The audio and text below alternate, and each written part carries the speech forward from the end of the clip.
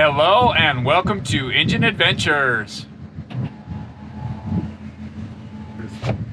Today, we've got this 2022 Tundra TRD off-road. It's actually a limited trim. The TRD is now a package. So the TRD off-road is a package you can get on most trims, and it comes with these fog lights down here in the grill. Grill's kind of flimsy, has a camera mounted there, TRD there. All Tundras are powered by a 3.4 liter. Toyota calls it a 3.5 liter, which it's really close. It's only 30 cubic centimeters smaller than the Ford 3.5 liter, but Ford's is just over the cusp where they can round up to a 3.5, and this is just below where it's closer to a 3.4. Anyway, here we have that twin turbo V6 putting out 389 horsepower and 479 foot-pounds of torque in this version, which is the non-hybrid version. So there's no electric motors on this one at all. You get the electric motors and it adds quite a bit of horsepower and torque. I think it puts you up almost 100 horsepower and 80 foot-pounds of torque or so. I can't remember exactly off the top of my head, but it does have some fun little Easter eggs if you look around the truck. Born in Texas, research and development in Michigan, and we'll show you a few other little Easter eggs later on. It does have two separate air intakes, so with filters, with the TRD washable and reusable filters. Pretty awesome. Should be good, reliable units. Here's the air intake, air filter on the other side. So it looks like each turbo's pulling from a separate air intake there. And this thing is a large family vehicle. It's very smooth on the freeway, on the highway, very well mannered, easy to drive. It's a little big to park and stuff in tight parking stalls, but overall I'm really enjoying this truck.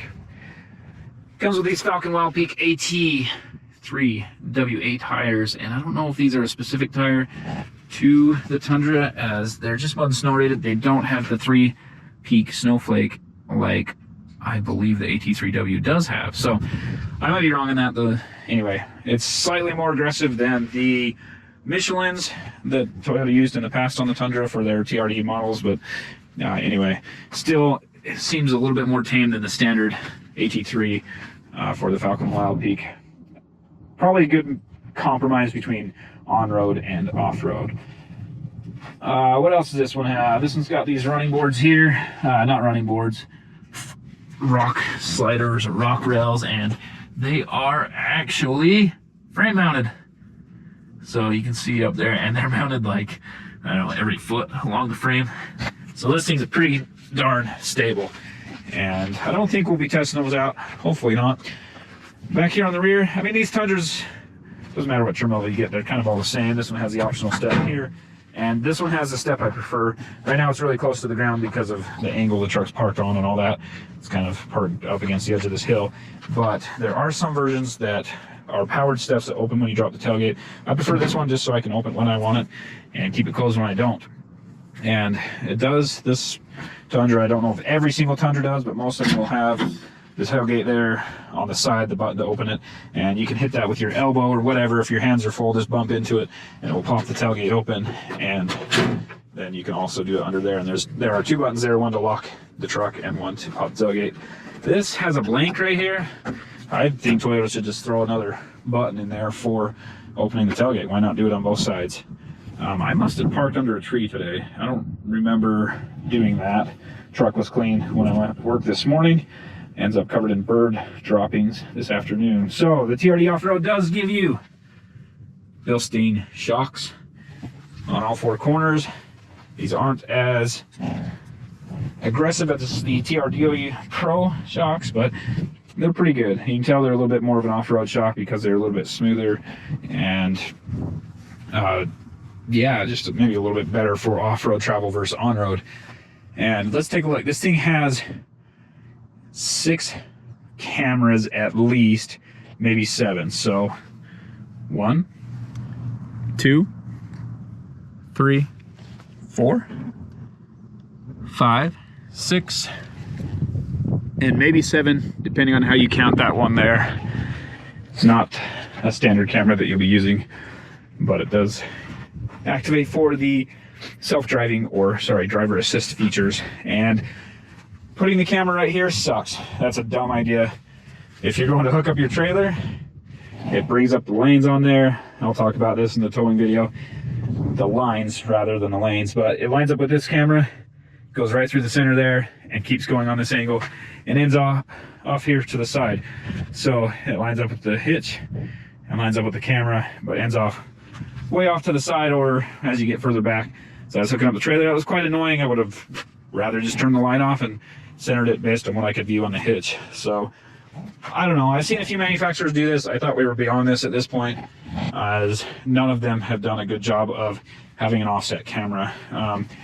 One other thing here in the bed, if you're familiar with the Tacoma, it has this composite bed, and Tundra now offers that same composite bed.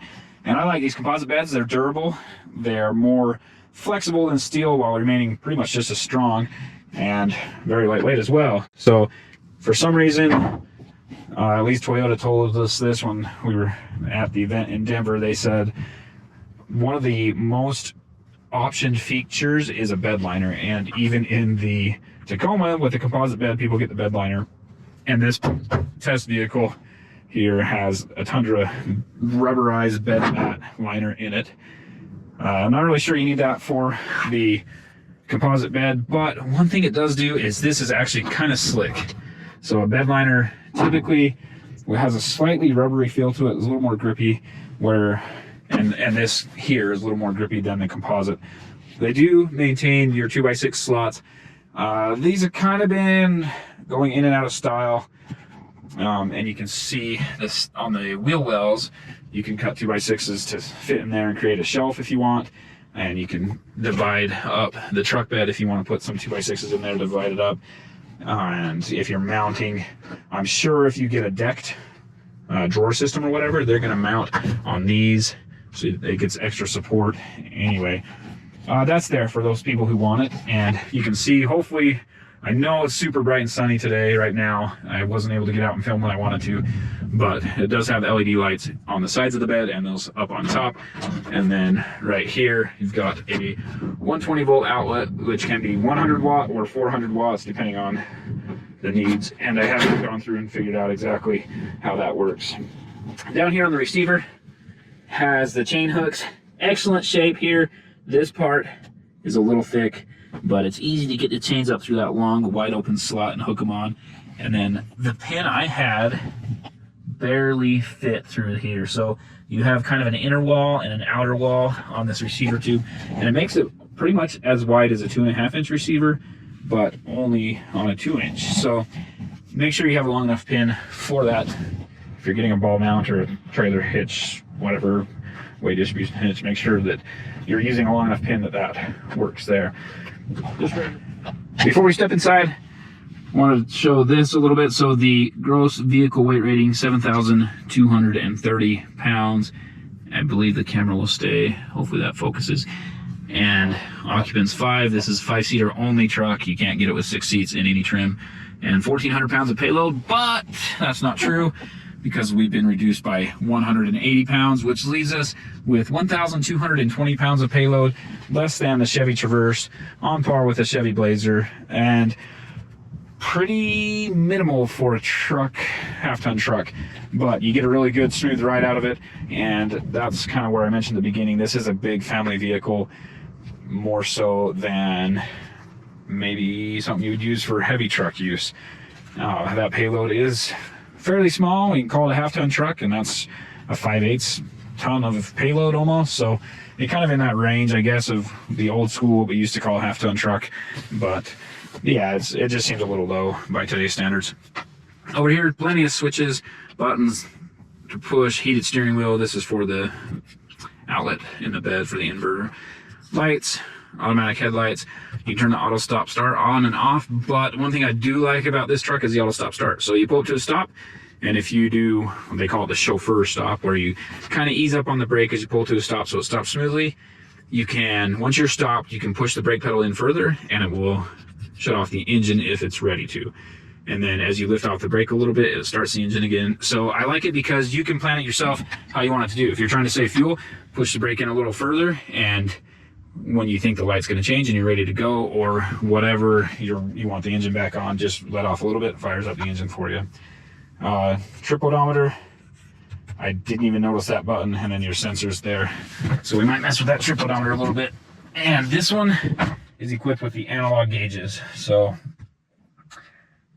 at the Denver event, I tested a few of them that had digital gauges, analog gauges both. And the digital gauges gives you a little bit more information. So that's one major downside to towing with this. You do not get a trans temp gauge.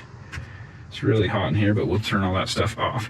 So there's no way to see the transmission temperature on here, which is quite a flaw. You should be able to see the trans temp when you're towing, especially if you're towing through the desert, it gets hot, and you need to be able to get a feel for how your transmission's doing. Stop before it gets too hot, or ease up on it before it gets too hot, but you can't really do that here. So there are the trip meters right there, and I wish I would have known about that button before, because I was going off of the total mileage on the truck when I did my fuel mileage run while towing. Anyway, this screen, I love how big it is for this feature.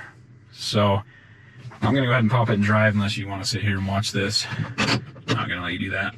So pop it in drive, get this view, and it might be yelling at me for my seatbelt in just a second. This front view is super wide, and I might throw some footage in here of my Denver trip, but anyway, I talk about this camera. You can see oncoming traffic that's coming in from the left and right. So if you are on a street with a blind corner, there's cars parked really close to the edge, or big buildings or whatever, you can just inch the nose out a little bit and pick up traffic that's coming across before you pull out into it. Here's that lane I was talking about. Line, I keep saying lane. Anyway, that line. When you have a ball mount attached here, you can see that in the camera just fine. But as you're backing to the trailer, this line is not straight behind the truck, but it does move with the truck and lines you up more or less, but just not quite good enough. I hate offset cameras. You do have this angled front wheels left and right, and looking backwards, you can't quite see the cameras on there, but anyway, rear wheels left and right. And on these, you can zoom this way or the other way, and that's good for, or pan rather than zoom, you can pan side to side. For seeing you're backing a trailer in or whatever, you can angle it to the side and be able to see a lot better where your trailer is. And that's, I mean, it's a good feature. You can generally look out the back and see that same thing, but here's the bed view, and you can pull this up while you're driving. There are two views you can pull up while you're driving, this one, and they can help you see what's in your bed, how your connections are doing on your trailer, all that stuff. Obviously, make sure you double check all your trailer stuff, check that everything's tied down in your bed before you leave, but just in case you're curious to see how it's doing, you can pull up those. One more has the off-road one with lines on lines with some more lines, and then maybe a line on top of that. I'm not sure why it's got all of these lines, and you might be able to disable some of those in the settings, and I personally would. So those lines, there were so many of them, they're kind of getting in the way of obstacles, so it's hard to see exactly what was going on with the rocks. And you can do other views too, rear views, and it does have this one, sorry, right here, that I believe as you drive, oh, it's not doing it. Okay, never mind. I was wondering if it would fill in what's underneath the truck as you're driving and try and remember that, but it doesn't do that. So, oops, back to cameras, and that's just this off-road view right here. You can turn that on and off, and you can do auto, enable, disable it. Same with the lines. You can adjust all that. Anyway, big screen, best feature about it, cameras, because navigation is done through your phone. You have to have a subscription, and I personally don't connect my phone to the vehicle very often. I know a lot of people do, especially people spending more time in their vehicle. They're taking phone calls in the vehicle and all that kind of stuff. I typically don't have to worry about any of that, and I don't enjoy fighting through technology sometimes. I mean, yes, I love technology for a lot of things, but for me, honestly, connecting the phone to the vehicle and all that stuff is just not something I need to do. Plenty of options for your Sirius XM tuning and all that stuff. Easy enough through here. And on the steering wheel, here goes through your presets. and volume controls over here. You can say, hey Toyota, what would you like to do? And ask it to do things for you, but I'm not going to do that right now. Anyway, it'll load navigation spots. It'll do whatever you need there. And yeah, that's good for the screen. Climate controls here, easy to use, up, down on your temperatures, auto, sync, anyway, all that stuff's kind of standard. Heated seats, cooled seats, other standard features through there. One USB port there, and your wireless charging down here. This is the trailer backup mode. Check out the towing video, I'll talk about that. Camera views, traction control off, push it once, traction control turns off, push it and hold it, and traction control and stability control are turned off. VSC, vehicle stability control, which also disables a lot of other systems, the pre-collision brake systems and stuff like that. Your flashers and your rear locker, which gets mad at you unless you're in 4 low. You can only engage that when you're in 4 low. And speaking of transfer case settings, right there. So you push this in, 2-wheel drive, 4-wheel drive, push it in again to go down to 4 low. You have to be in neutral to go to 4 low. You do have drive modes, and they are Sport, Normal, and Eco. And then you have Multi-Terrain Select, which can be activated in 4 high and 4 low. And it does go ahead and turn off different things depending on what you're on. So Dirt mode, it's fine. You go to Sand mode, it turns off the vehicle stability control. And this one, I believe it is Rock. No, Snow mode. Oh, Mud. There you go. Mud and then Deep Snow. So those are your 4 drive modes. And sorry, that keeps getting in the way there. And that's in 4-wheel drive high. So if we shift to 4 low, there are a few more, oops, wrong button, drive modes here. You get Mogul, Sand, Mud, and Rock. So a few different drive modes. I guess kind of 8 total, because 4 high and 4 low it will drive a little differently.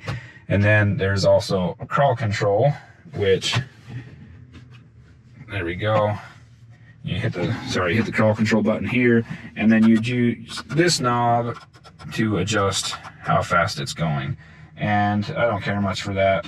It kind of, it says it's still in whatever mode you left it in last. I don't know how well that's showing up, but it's in the Sand mode. And you go back to, oh, it's still showing crawl controls active. Interesting. Anyway, you can do crawl control in 4-wheel drive high as well. It says crawl deactivated. There we go. And if we hit crawl control, it's kind of a downhill assist, I guess. So, and you can adjust the speed all the way up to 18 miles an hour on this one, or as low as 2. So good adjustability there. I don't care for cruise control when I'm off-roading, because I've never been on a road where I can drive a consistent speed unless I'm going slower than I want to.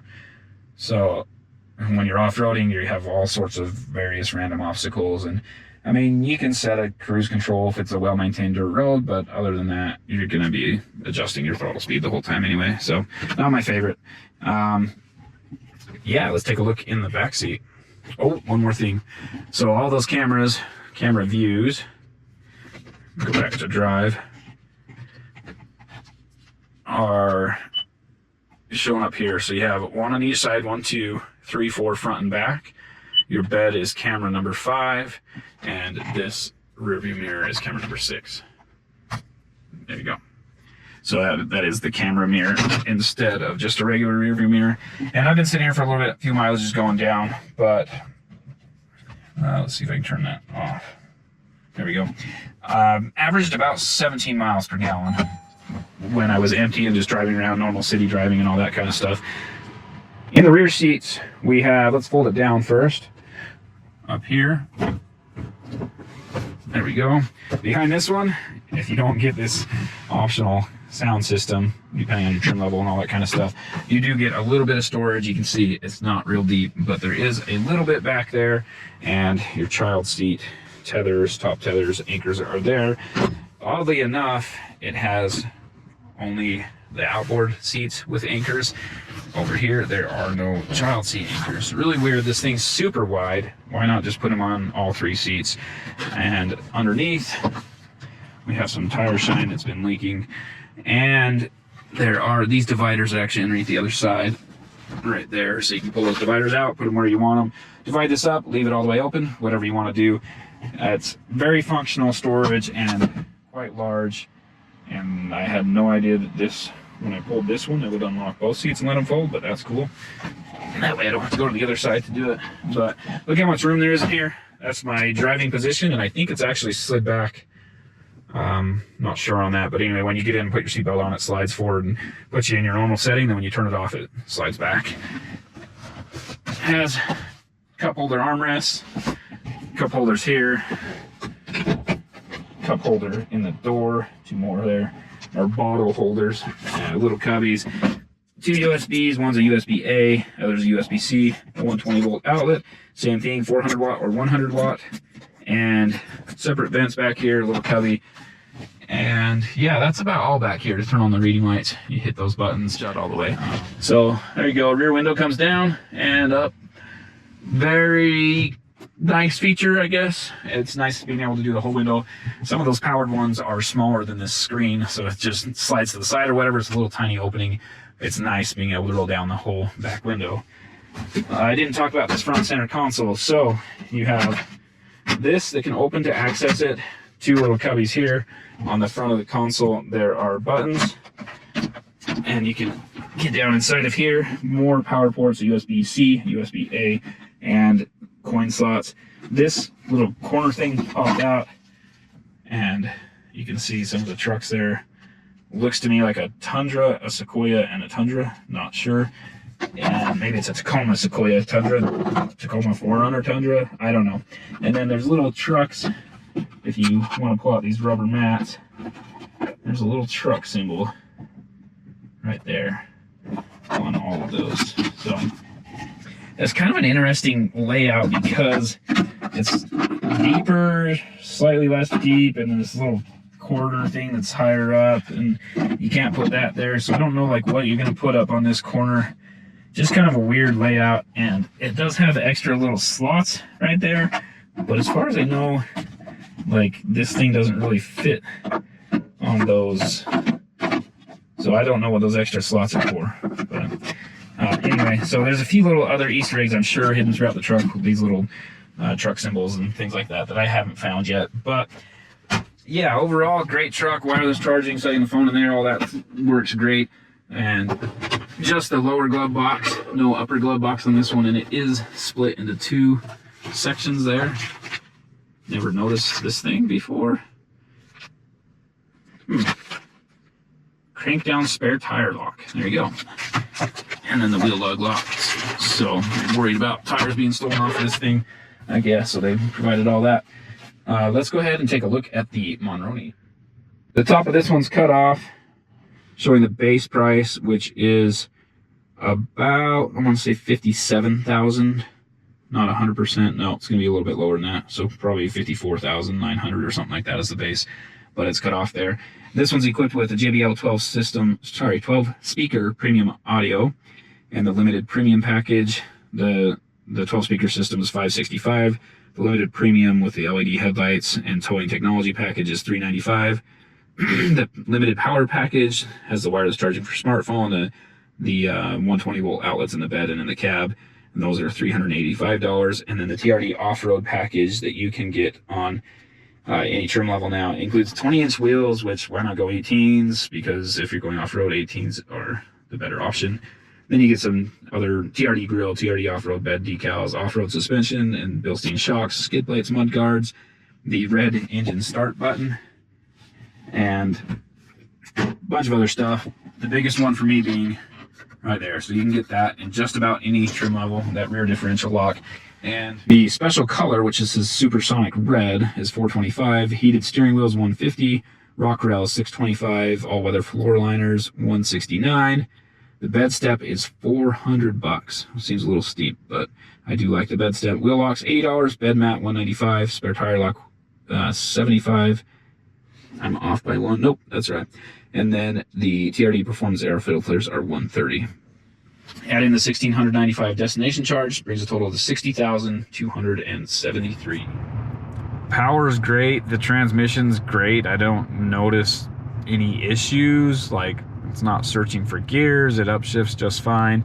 And it does the same when towing. It upshifts and downshifts just fine. You don't really have to wait for it to find the right gear. And I've been pretty impressed with that. So I've driven other vehicles with 10 speeds, and they have had struggles being in the right gear at the right time and finding the right gear quickly. Haven't really noticed that with this Toyota. So that is very nice that it's tuned that well. Another thing on the freeway, going uphill, downhill, this engine's so torquey at 2,000 RPM. So occasionally it'll need to downshift to get to 2,000-ish RPM, but all the torque comes in around that range, 2,000 to 2,500, and it pulls hard at that level. So it makes it really nice to drive, towing or empty. It kind of has that diesel feel where you can just keep the engine at lower RPM and cruise along happy as can be. And the other part of that I really enjoy is it's easy to set your foot in one spot and keep a consistent speed. So obviously you can use cruise control and all that kind of stuff, but with other vehicles that are less powerful, and mostly I have this issue in the mid-size class or the crossover segment, but you have to be constantly watching your speed and making constant adjustments. As you go up a slight incline, you lose a few miles an hour, go down the backside and you pick up quite a few more than you were expecting, and you just have to kind of be on it all the time as the pitch of the road changes. But when you have high torque engines, you don't have to worry about that. You just kind of set your foot and it stays really close to the same speed. And here I just want to show you the lane centering, and it does pretty good, but look at how much the steering wheel moves. So it's just constantly moving the steering wheel side to side. And I mean, we were on a corner there, so it does a little bit better, but I mean, driving down the straight line, there's just always these little adjustments. I'm trying to hold it to the side a little so you can see it, but it's always making little tiny adjustments, and it's just enough to make me feel a tiny bit nauseous. And I get car sick super easy, so it's probably not going to be the same for other people, but I feel every little movement through the seat and everything. It's not just like a little tiny motion thing. But anyway, I wanted to point that out. It's cool to have these lane centering and the lane keep assist and all that kind of stuff, but for me, it's not as smooth and dialed in as it should be. And I don't know how far the truck can see down the road with this, because coming into a turn, I was kind of pulling it slightly to the left side of the lane, and right when the turn started, the truck tried to recenter me and move me to the right, and then it jerked back to the left, and it's just not quite dialed in as well as it should be yet for comfortable cruising for me personally. I'm just keeping this on to see what it does, because it just barely decided it was going to go way left, and it kind of did it under that overpass, but not as bad. For some reason, going under the overpasses, the shadow from it messes up the system a little bit. So we have one more coming up here, and we'll see if it does anything to the truck as far as confusing it. All right, coming up on the last overpass here, and as you can see, much brighter right in the sun. And there's one little one here. I don't think this is gonna do anything to the truck. Yeah, too small. But this other one, next one coming up, is a big one. And I actually don't have any vehicles on either side of me, so this could be good. And let's see what it does right here. You see that? It just changed lanes all on its own. So, like I said, there were no vehicles on either side of me. There's one kind of coming up on the rear. But anyway, for some reason, overpasses, changing from the light to the dark in the shadow of the overpass, it just, like, rather than just staying straight, it's like, I gotta go left. Really weird. I don't understand it. Oh well. Accelerate to begin. We are in two-wheel drive and just all the regular drive modes, whatever. So 3, 2, 1. Hold on. I was in stop-start mode. All right, 3, 2, 1, go. No wheel spin. There's the wheel spin. Once you get above like 2,500 RPM, this thing really gets into the power. So there we go. That was the first one. Got up to 60 pretty easy. And let's go ahead and check that. 7.37. Two things I wanted to add really quick. These floor mats are really good floor mats actually. So they collect a lot of dirt really well, kind of keep it in place. Up here on the front, it does get past there a little bit behind the pedals, but you can see for the most part underneath the mats, super clean. And same story back here. These are big mats and they protect the floor really well, and they fit well. They have the lips around them, so they collect everything in there. They do a really good job. Some factory rubber floor mats don't do as well. And the other item I wanted to discuss is, why is the front end that much bigger than it needs to be? So I know right there they got all the sensors and stuff in the grill, and anyway, it seems like they could cut that almost off the front end, bring everything back, still have active dampers in here, still have all those features, but give you a shorter truck by 4 or 5 inches maybe, and give you a better approach angle and everything if they were to do that. So I'm not sure. I'm sure Toyota has a reason for it. I mean, that would include the headlight design and stuff like that. So you can see the headlights here, and they kind of can't push those back easily to where you can still access them easily, but I'm sure they could have done slightly better on the packaging to make this truck just a little shorter up front and to give you that better approach angle for better off-road capabilities. Thank you for watching Engine Adventures review of this 2022 Toyota Tundra limited trim TRD off-road. Great truck overall. I love this thing. Plenty of power. It's crazy how effortless this thing gets up to speed, and towing a trailer and all that stuff, it just doesn't require much effort. I really enjoyed it. And be sure to be sure to watch the towing video and the off-road video. I did do a fuel mileage towing test with this thing, and I obviously did the off-road video. Be sure to check those out. Thanks again for watching. Be sure to hit subscribe, ring the bell so you get notifications. Comment down below and let me know what you think, what you like, what you didn't like in the video, and what you like and don't like about the truck. Is this the best half-ton truck? Let me know. Anyway, thanks again. Have a great day.